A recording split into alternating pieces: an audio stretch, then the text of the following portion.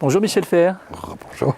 Vous êtes philosophe, vous avez donc publié Le Temps des investis qui vient de sortir donc en version anglaise aux États-Unis. Et donc dans ce livre notamment il y a un point que vous développez et sur lequel il faut s'arrêter, c'est vous dites finalement il y a une sorte de convergence au-delà des façades entre les discours populistes et les actions populistes surtout en économie et celles des néolibéraux, des capitalistes assumés. Dans quel sens ? La manière dont on raconte ce qui s'est passé depuis 2008 est la suivante. On explique en gros que l'essor des populismes, et des populismes de droite et d'extrême droite en particulier, puisque c'est quand même eux qui remportent les plus grandes victoires, sont une réaction aux excès du capitalisme financiarisé. C'est une colère certes mal placée, dont on aimerait qu'elle se place autrement, mais c'est néanmoins une réaction contre ce capitalisme financiarisé qui a montré toute sa malfaisance avec la crise de 2008. Et en particulier, la narration dit que, après la crise de 2008, ce qui est parfaitement vrai, les États ont sauvé les banques, mais n'ont pas sauvé les victimes des banques. Et que donc, cette rage populiste de droite viendrait d'une réaction, d'une colère, d'un sentiment de trahison par rapport à la puissance publique qui a aidé les banques et qui n'a pas aidé les victimes des banques. Bien. Alors, déjà, il y a quelque chose d'assez bizarre.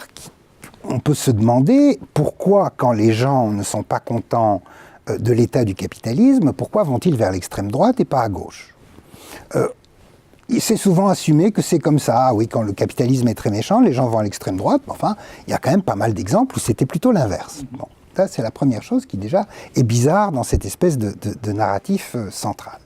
Mais la deuxième, c'est que quand on regarde les programmes des candidats populistes de droite, qu'ils soient arrivés au pouvoir ou pas encore, on se rend compte qu'ils ne sont absolument pas hostiles à la finance et au capitalisme financiarisé.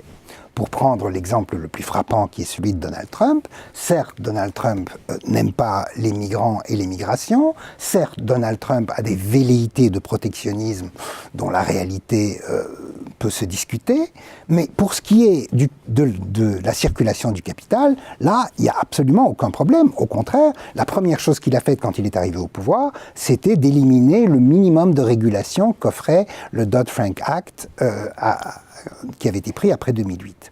Donc, on peut se demander, mais alors pourquoi est-ce que des gens soi-disant enragés contre le capitalisme financiarisé vont vers ces gens-là ? Alors, on peut se dire, ils ont été trompés. Mais non, apparemment, ils n'ont pas été trompés, puisque la base de Trump, par exemple, continue à être très satisfaite de ce qu'elle reçoit. Très satisfaite qu'il ait baissé les impôts sur les grands gagnants de la mondialisation, Exactement. les hyper. Alors du coup, comment vous l'expliquez-vous ?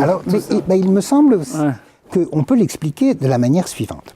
C'est que le capitalisme financiarisé, ce qu'il offre, en tout cas les gouvernants qui favorisent et facilitent l'essor du capitalisme financiarisé, ce qu'il offre aux gens, ce qu'ils offrent à ses citoyens, à ses concitoyens, c'est la possibilité d'augmenter la valeur capitalistique de leur portefeuille.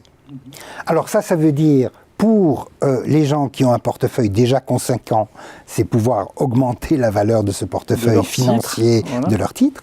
Mais pour ceux qui ont moins, on va jouer sur d'autres actifs. Par exemple, le capital d'autochtonie, par exemple, la couleur de peau, par exemple, l'adhésion à certaines valeurs traditionnelles. C'est très exactement ce que Steve Bannon, l'ancien conseiller de Trump, mais toujours actif désormais en Europe, explique ceci. Il explique, le capitalisme financiarisé nous expliquait qu'il fallait augmenter la shareholder value, la valeur actionnariale du capital. Donald Trump, explique-t-il, veut autre chose en plus, qui est d'augmenter ce qu'il appelle la citizenship value de sa base, c'est-à-dire la valeur de nationalité, d'une certaine façon, de sa base. C'est-à-dire qu'on va dire aux gens, avec moi, vous pouvez être sûr qu'être un homme blanc ou soutenir un homme blanc, si on est sa femme, qui possède des armes, qui est très fâché contre les élites, pour autant que ce soit des élites culturelles et qui, soi-disant, favorisent les minorités et les étrangers, ce sera une manière de vivre, une manière d'être qui sera valorisée. Valorisée symboliquement, d'abord, parce que le président, quand dans le discours, valoriser aussi réellement de façon relative, puisqu'on s'arrangera pour rendre la vie impossible à tous ceux qui ne sont pas comme ça, et avec aussi cette promesse, mais le capitalisme financiarisé ne fonctionne que dans la promesse, ou en tout cas dans la spéculation, que peut-être ça va finir par rapporter.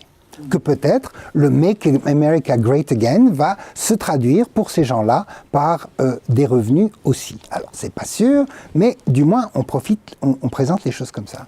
Ce qui veut dire qu'au fond, ce populisme de droite, cette manière de valoriser le capital d'autochtonie, de valoriser le capital racial, de valoriser une certaine identité de genre, c'est une manière, non pas de lutter ou de réagir contre la logique de la financiarisation, mais de l'étendre à d'autres types d'actifs. Michel Feher, merci pour cet éclairage. Et je rappelle votre livre, Le temps des investis. Merci.